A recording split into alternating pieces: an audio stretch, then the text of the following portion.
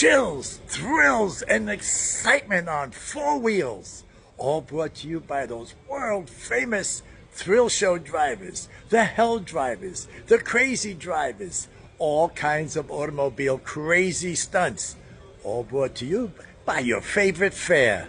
Say, for years, in fact, since the early 30s, thrill shows have been entertaining thousands, if not millions of people all across the United States.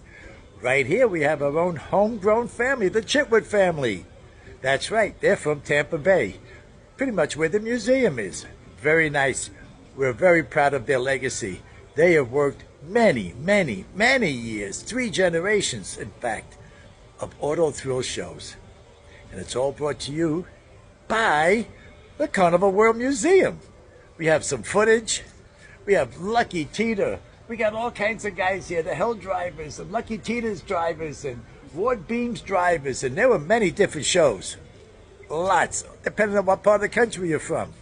It was a staple at every major fair.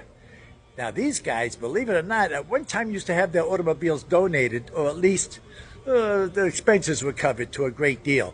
And they moved almost every single night, just like a big tented circus.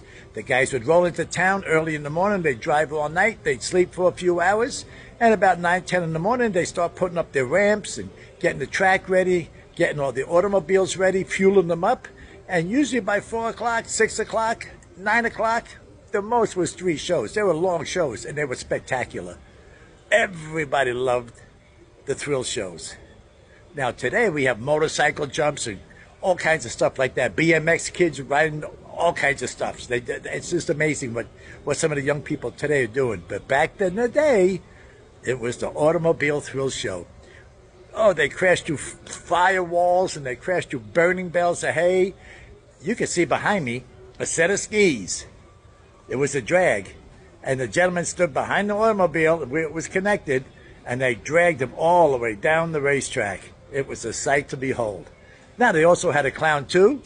And I'd always say, hey, Happy, is that a runny nose you have there? And he'd always say, no, it's snot. Bad joke. But anyway, come on down to the Carnival World Museum. We'd love to see you. And remember, we're at 6938 Riverview Drive, Riverview, Florida. Say, I just want to remind you all, the Carnival World Museum is where the carnival history comes to life. And we're proud to show it to you. See you again. Thanks.